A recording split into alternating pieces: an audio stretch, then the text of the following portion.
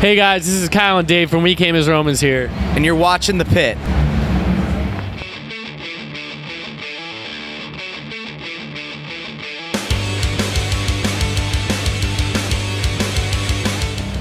What's up, guys? Don here with The Pit Sports and Entertainment.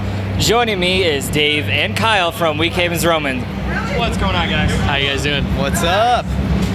Welcome to the 10th annual Rock on the Range. How you guys feeling about being back here? Awesome, man. Pretty good, man. Last time we played here definitely was awesome, and now we're here playing kind of the same time, not really, but definitely brought back that good feeling of being back in Columbus to play a good show.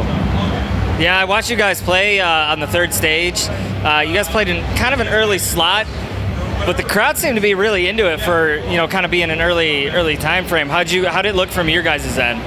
I mean, it kind of wanted to be a blessing in disguise. Our agent dropped the ball and booked us for tomorrow, even though tomorrow we're supposed to be in New York. And he booked us tomorrow in New York, too. So he kind of dropped the ball on that, and we wound up having to take the early slot today to make it all work out.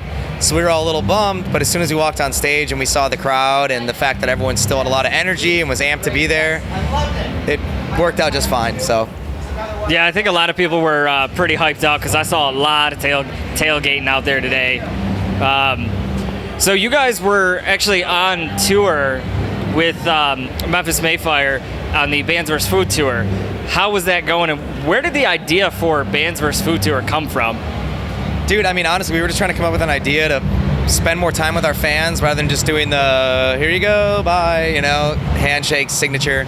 So we had ideas like to go to a bar or but we had to think of a way to not, alienate our fans that are under 21. So we came with the idea, let's do food. Let's all hang around, eat local food from, local restaurants and chat, eat, get to know each other, and I think the fans love it. The meet and greets have been massive, between 40 and 60 people every day, and everyone just hangs out and eats and take pictures, chat, and small talks, and it's awesome, man. It's really cool. You got anything for that? How have you been enjoying that tour? How can I top that?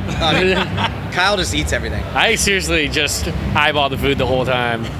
I'm like fans are trying to talk to me. I'm like signing stuff about kids. I'm just like looking at the food the whole time, salivating onto these posters, And then when they try to talk to him, his mouth just. Yeah, I actually, when you guys played the ballroom show back in our hometown of Pontiac, Michigan, I interviewed Ryan from Miss May I, who was on part of that tour, and he said that was all your guys' idea and Memphis Mayfire as well.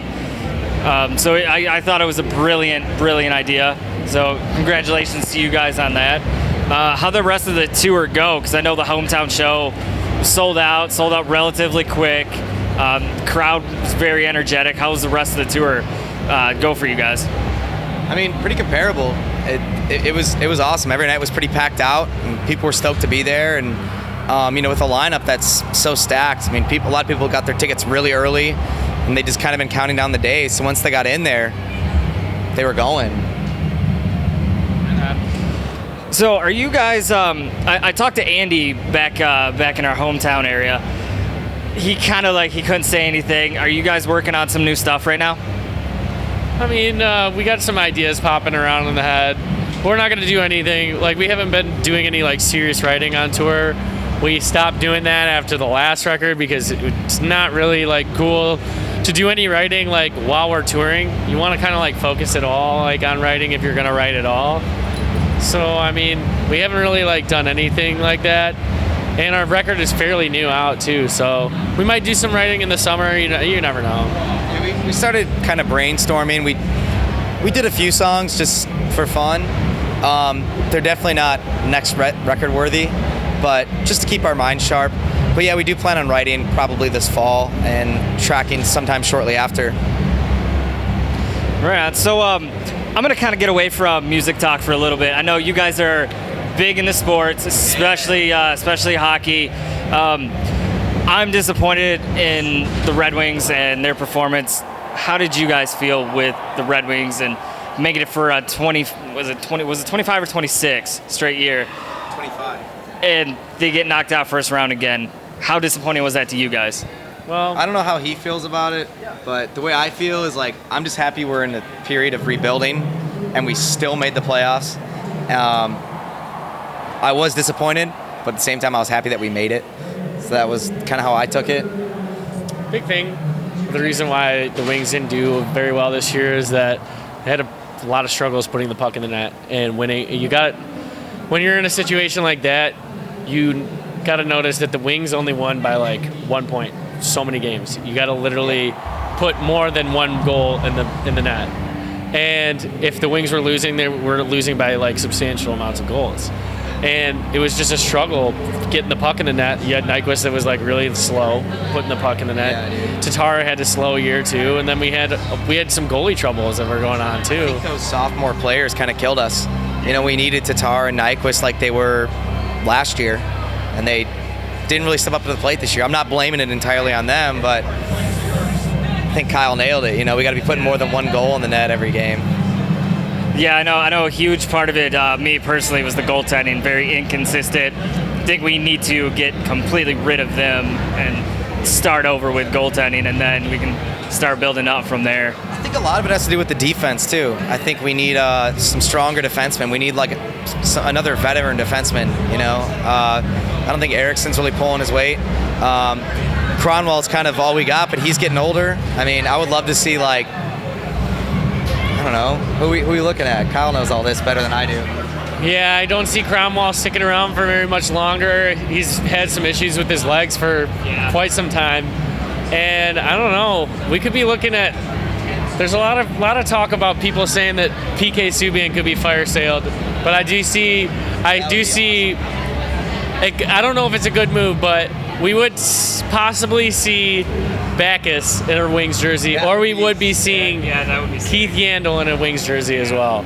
They're both having contracts come up, and no one really wants, with the rising young people that are on the Blues right now, and with the cap hit that's going on with the Rangers and the Wings trying to make very, very big moves, with also having some people with experience, Backus and Yandel absolutely could be in a Wings jersey. But with the declining like defensive problems that we have going on right now, PK Subban wouldn't be that bad, but we would be throwing out a lot of players. Like you might see Tatar and Nyquist gone in a package deal. So who do you guys got coming and making the Stanley Cup final? I kind of hate all the teams that are playing right now. I hate all of them, but I kind of, just because I know I'm stirring the pot, I want to see the fucking Sharks get it so bad. I know, everyone hate me. I want to be booed. I want the bad guys. So, I live in Los Angeles, so my West Coast team is the Kings, and that means I hate the Sharks. As a Wings fan, I absolutely hate the Pens and the Lightning, so the only team that's really left are the Blues. Go Blues. Yeah, you and I are in the same boat. I don't care about the Eastern Conference teams. I hate the Blackhawks. We got our boss over there going for the Blackhawks. No one cares about the Blackhawks here. But yeah, Blackhawks. Oh. I'm definitely with you on that. I would like to see the Blues go, just because I don't care about any team in the Eastern Conference. And going back to when the Wings were in the Western Conference in San Jose, no, not at all. Yeah, as a Wings fan and a Kings fan, I hate the Sharks. I don't know what he's thinking, but I just don't see it happening. I have been watching the series, and the Sharks are just way too fast. Yeah, They're so Sharks fast, are really, really good. Jones is just an unreal goalie right now, and I don't know. I think the Sharks found their sink, and like I don't think it's gonna be stopped. The game last night, I barely saw like 10 shots on net or any like attempts. Shut him down for sure. Shut down. 2 games without a goal. Yeah, that is, 2 shutouts. Yeah, that's not going to help you win the series. I think it's going to be Penn Sharks. And that's good. I mean, I hate saying it, but I think the Pens are going to win it. I think the Pens are also just. And on that note. Hey, I hate saying it, but I'm going to be right. I'm going to be right. So we will let you get out of here. We'll let you get back to your busy schedule. Thank you guys for taking the time to join us. Check it out. If you guys want to talk hockey. Twitter handle, Kyle Pavone. Instagram, Kyle Pavone. Send it all.